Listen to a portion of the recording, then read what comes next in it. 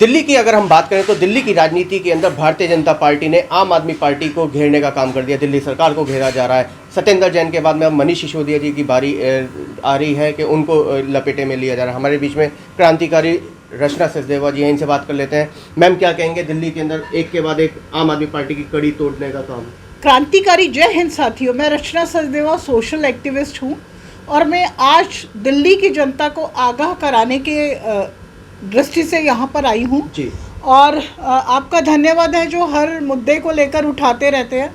BJP असल में और कुछ नहीं है, सिर्फ बस बरगलाने का और बहकाने का काम करती है जनता को। जब जीएसटी का मामला आया, जीएसटी मतलब हर चीज़ पे जीएसटी लागू हो गई। कांग्रेस ने जब ये रणनीति अपनाई थी कि हम ऐसा कुछ लेके आते हैं, तो यही जीएसटी के मुद्दे को लेकर बीजेपी के सारे लीडर्स सामने आए।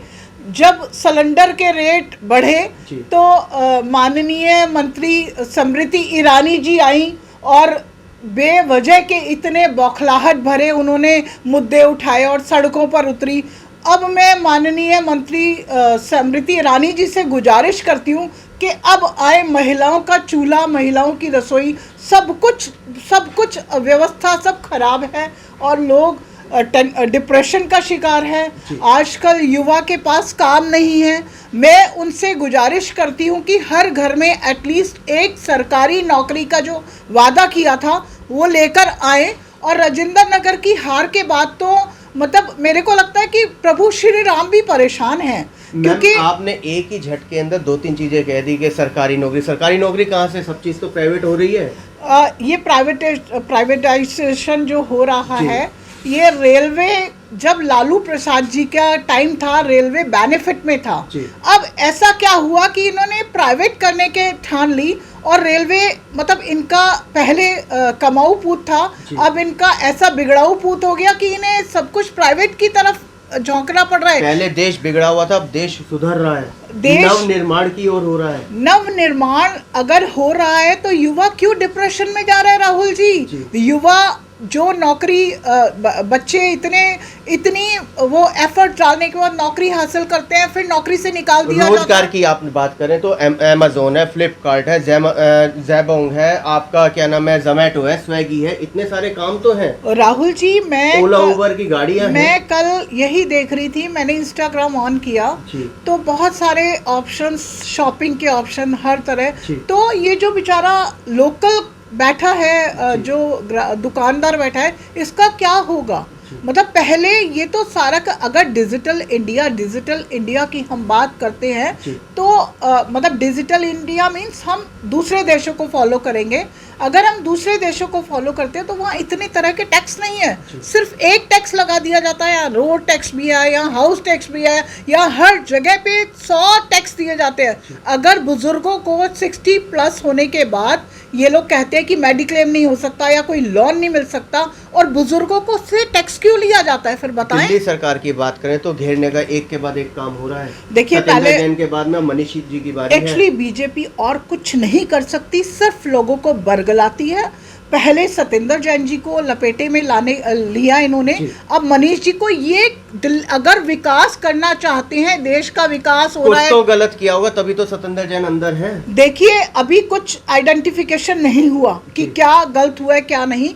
ये लोग सिर्फ और सिर्फ दुनिया को भटका रहे हैं, लोगों को भटका रहे हैं। और राजेंद्र नगर की हार के बाद तो ये और बौखला गए हैं। प्रभु श्री राम भी इनसे परेशान हो चुके कि मैं तो सबके लिए इक्वल हूँ। क्या ये बीजेपी वालों ने प्रभु श्री राम को खरीद लिया? दिल्ली में प्रभु श्री राम का भी दम घुट रहा है अब कि ये राजनीति के मुद्दे पे हर जगह पर राम राम राम राम क्यों किया जाता है? राम राम करना है तो राजनीतिक मुद्दों से हटके घर में राम किया, तभी तो राम मंदिर बन रहा है अपना। देखिए, राम मंदिर बन रहा है, राम मंदिर के नाम पे अब राम मंदिर के बाद में मथुरा की बारी है। राम मंदिर के नाम पे इन्होंने अरबों खरबों रुपया इकट्ठा कर लिया जनता से। और हर मंदिर बनेगा तो सामूहिक बनेगा, कितना अच्छी बात है। सामूहिक बनेगा। अगर मैं भी देखिए आस्था रखती हूँ, मैं हिंदू हूँ, अगर मंदिर की जगह कुछ एजुकेशन को लेकर या किसी रोजगार के मुद्दे को बात होती, मंदिर तो छोटा हो या बड़ा हो, आस्था सबकी एक सी है। क्या छोटे मंदिर के लिए आस्था नहीं होती? क्या सिर्फ भव्य मंदिर हो तभी आस्था होती है लोगों की? बीजेपी की बात करें तो वही तो एक ऐसी पार्टी है जो हिंदुत्व को आगे लेके चल रही है। आम आदमी पार्टी क्या कर रही है हिंदुत्व के लिए?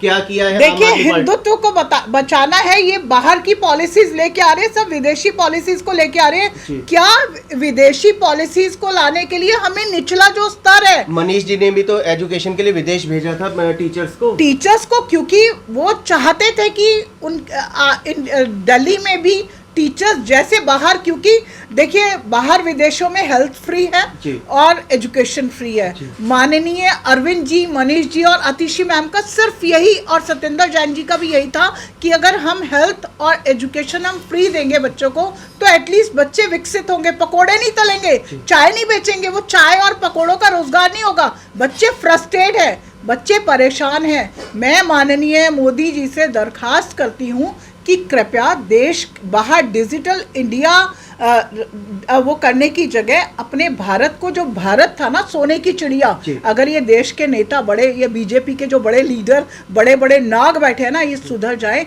तो इंडिया आज भी सोने की चिड़िया है। वही खेत में सोना उगलते हैं किसान और जवान का मुद्दा तो खत्म ही हो गया ना यहाँ से।